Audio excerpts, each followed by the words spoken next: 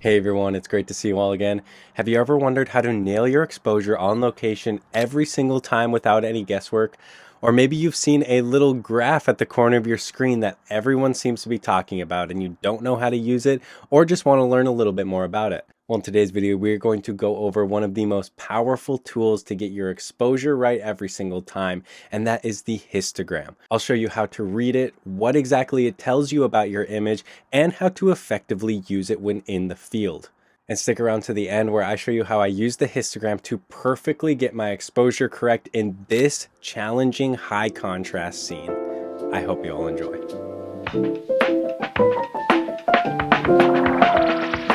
So, what is a histogram? In simple terms, it's a graph that represents the tonal distribution of your image, from the darkest shadows to the brightest brights.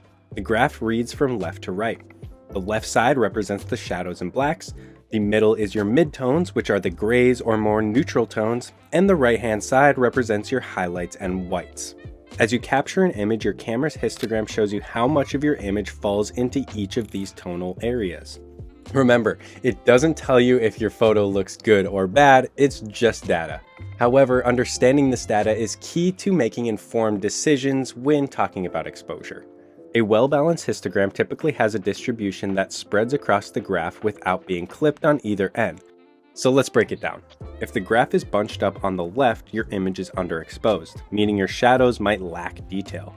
If it's piled onto the right, your image is overexposed and your highlights could be blown out. A peak in the middle usually means a lot of midtones. Think soft, evenly lit scenes like overcast landscapes. The most important thing to keep in mind when using your histogram is not to let the data touch either the left or the right hand side of the graph. This would mean that either your blacks are crushed or your whites are blown, leaving zero detail in that part of the image.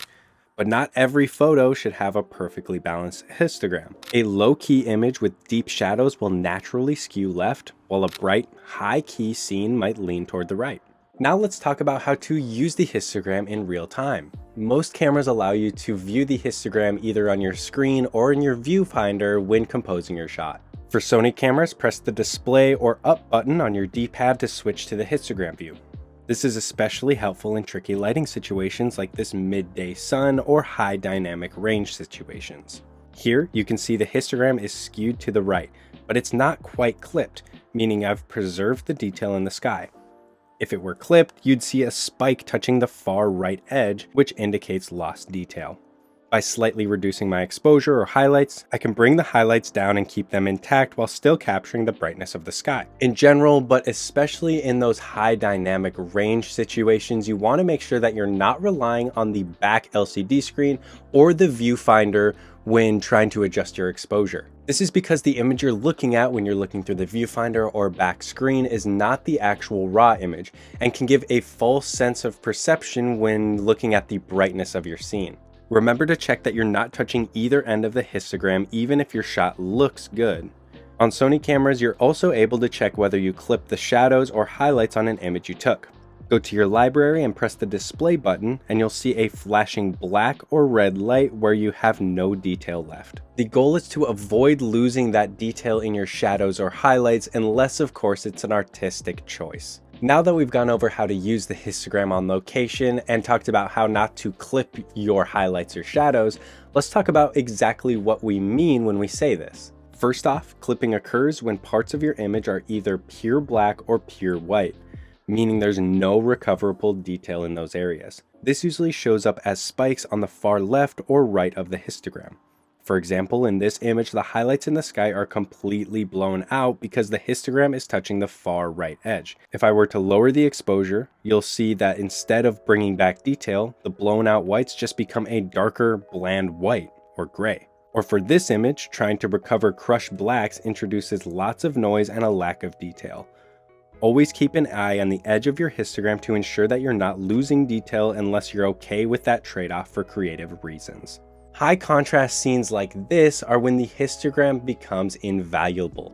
Here, you have a wide dynamic range. The shadows are dark and the highlights are bright. This is very common close to sunrise or sunset, or when shooting in a shadowed area on a bright sunny day. My goal here is to expose so both my highlights and shadows are within that graph on the histogram. However, in some situations, this may just not be possible. Either when you expose for the shadows, the highlights are blown, or when you're exposing for the highlights, the shadows are crushed. In this situation, you can use a technique called exposure bracketing and exposure blending.